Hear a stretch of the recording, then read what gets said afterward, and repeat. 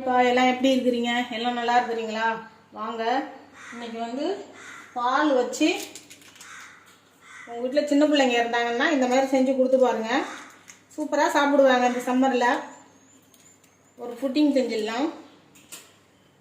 ஒரு 1/2 லிட்டர் பால்,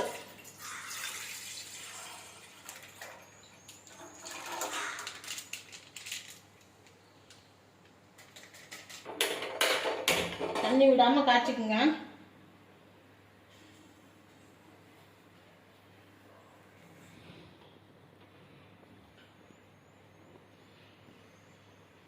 பால் நல்லா காஞ்சிடுச்சு. ஒரு 100 கிராம் சர்க்கரை இதில் போட்டுக்குவோம். சர்க்கரை கரையட்டும். பால் பவுடர் போட்டுக்கலாம்.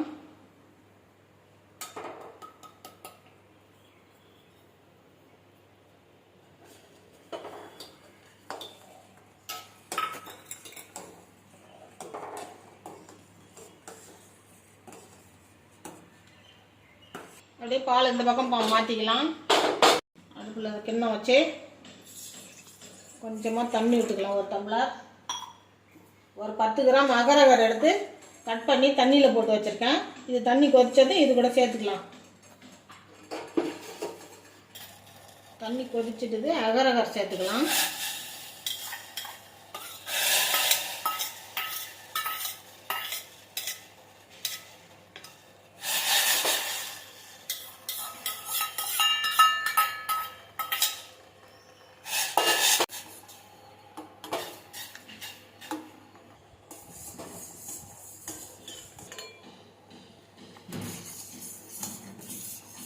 கொஞ்சம் கரையணும்.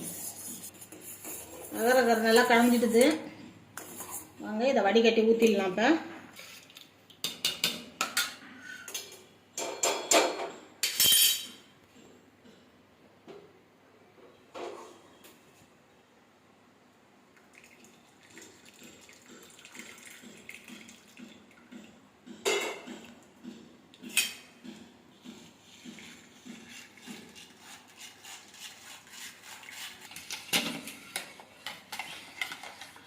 நல்லா கலந்து விட்டுக்கலாம்.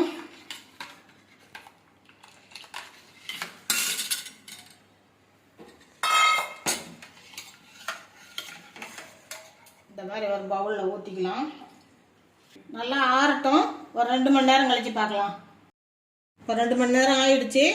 இப்போ எடுத்து ஃப்ரிட்ஜில் வச்சுருவோம். ஒரு 2 மணி நேரம் ஃப்ரிட்ஜில் வச்சு எடுத்துக்கலாம்.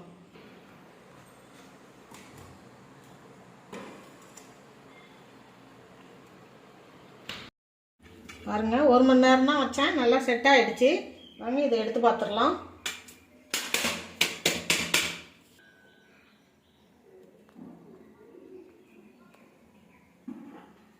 பாருங்க, சூப்பராக ஜெல்லி ரெடி ஆகிடுச்சு. புட்டிங் பால் புட்டிங் ரெடி ஆகிடுச்சு. வாங்க கட் பண்ணி பார்த்துடலாம்.